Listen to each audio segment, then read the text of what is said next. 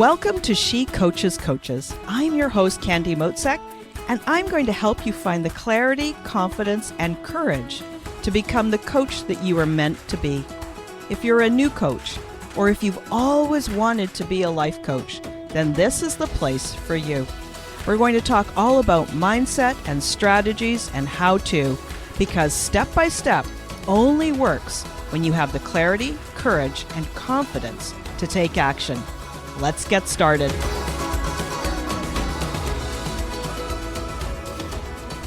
Hey friends, how are you today? I am so excited you're here. It's time for episode 12.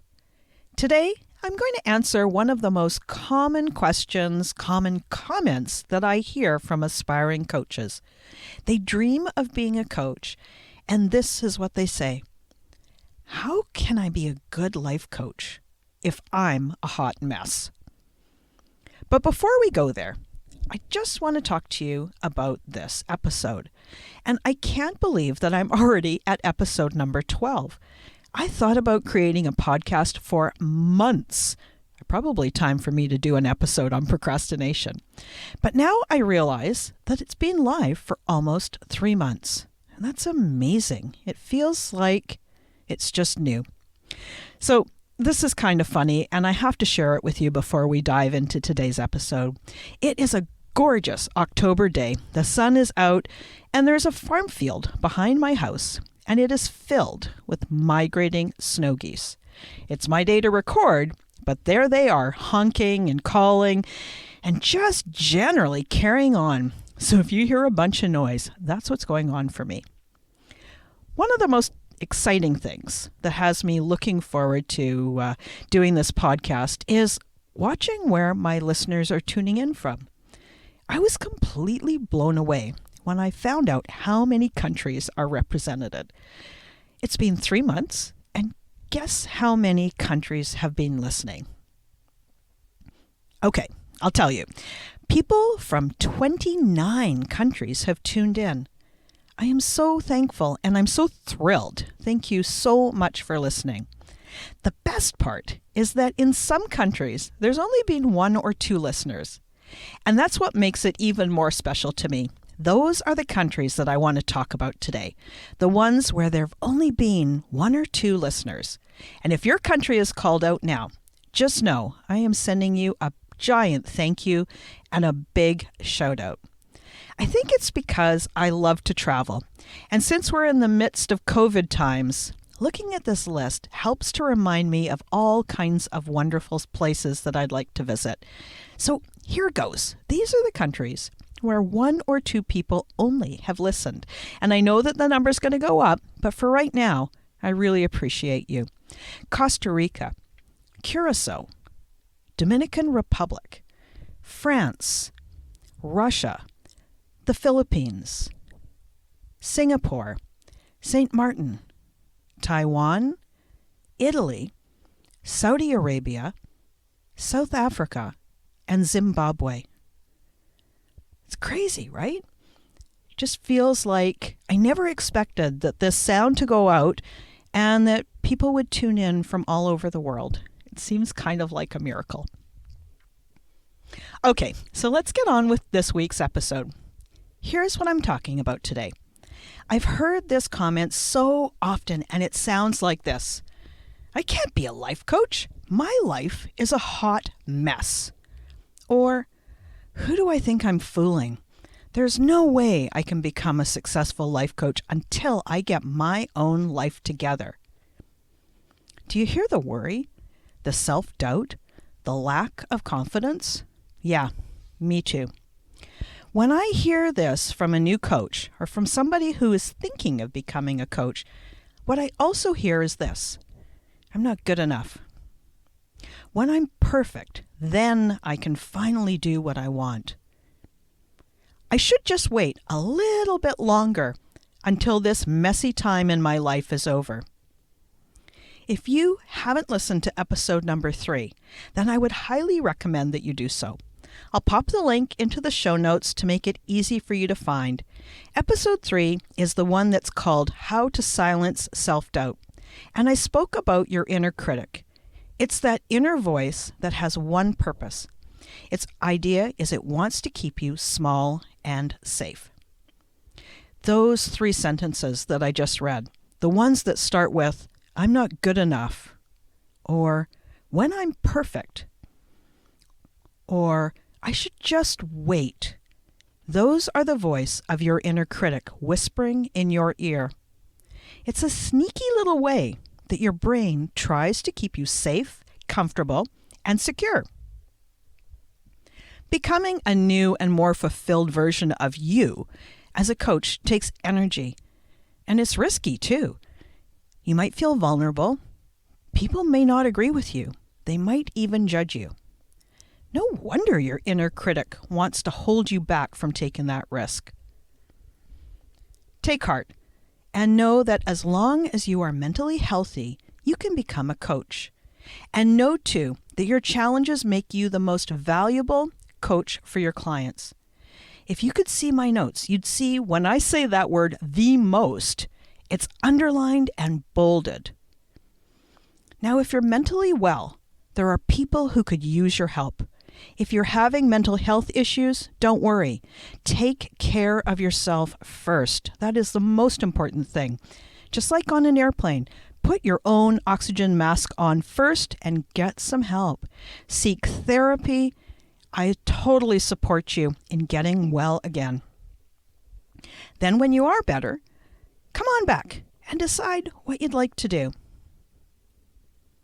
We've all got challenges, and because we do, we get more compassionate around others, and we can feel more compassion when they're having a tough time too. Plus, any challenges that you've overcome mean you are the perfect guide for someone else. You've been where they are. You know how it felt, and you've got that 20/20 hindsight. It's that perspective of what it was like once, and now you're past it. There is no one better to help someone than that person who knows what it's like and has overcome it for themselves. You don't have to get your act all together, and you certainly don't need to be perfect to become a coach and help people.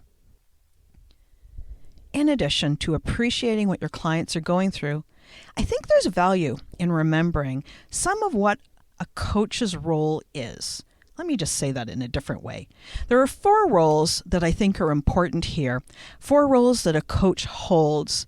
They're activities that a coach does, and it's important for you to know. The 4 are, they are listen, care, curious, and believe. So the first one, listen.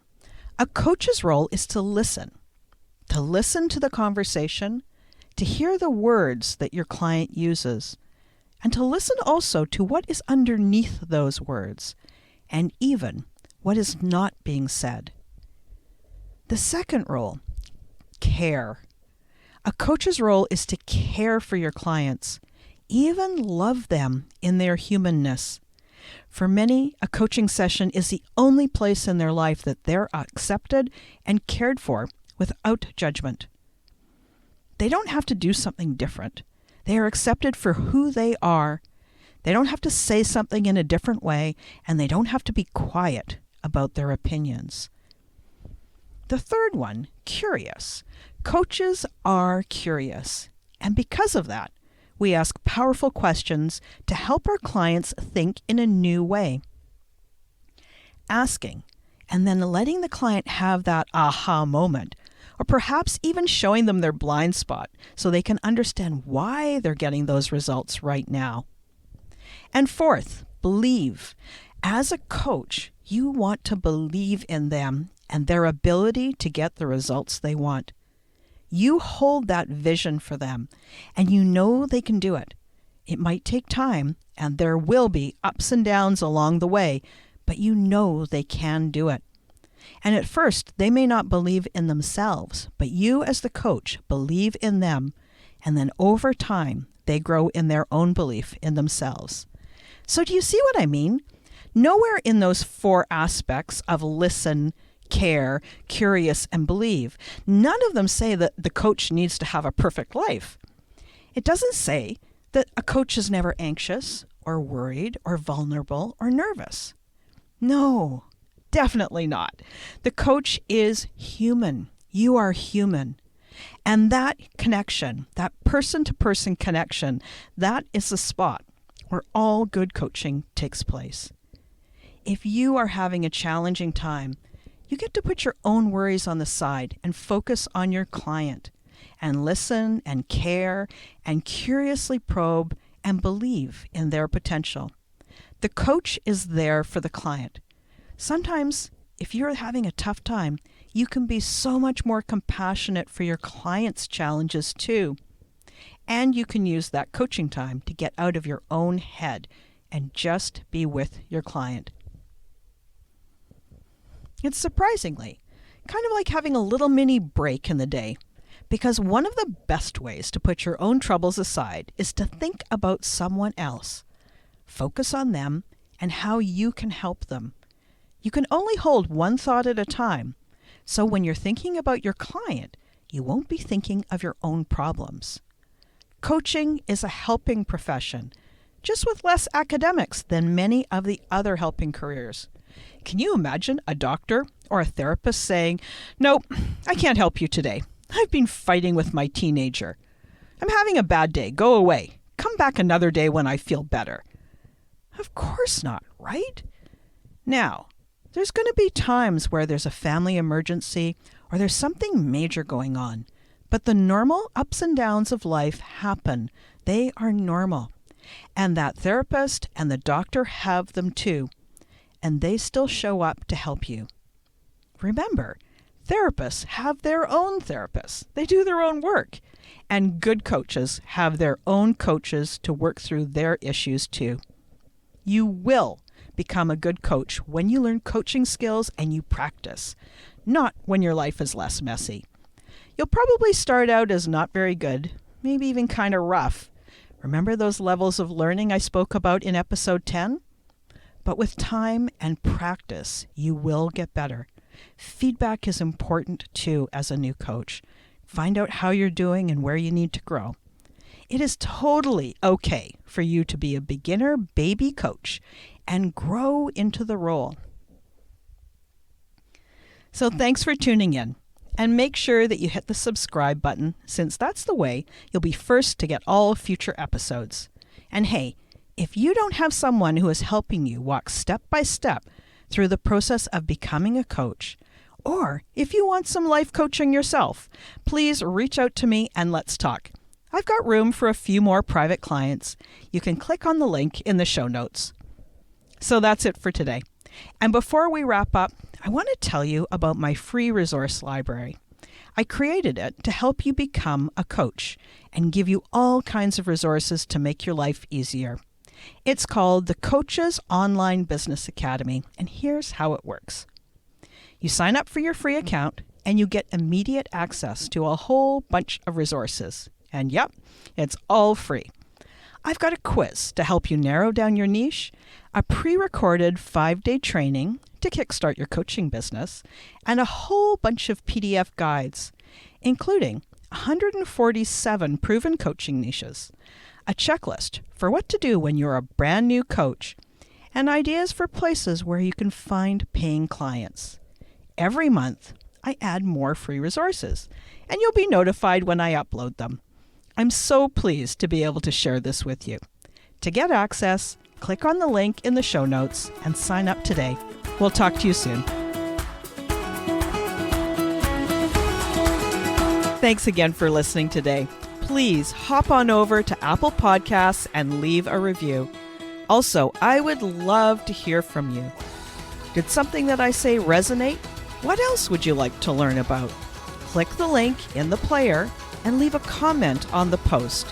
This is going to give me great ideas for future episodes so I can help you best.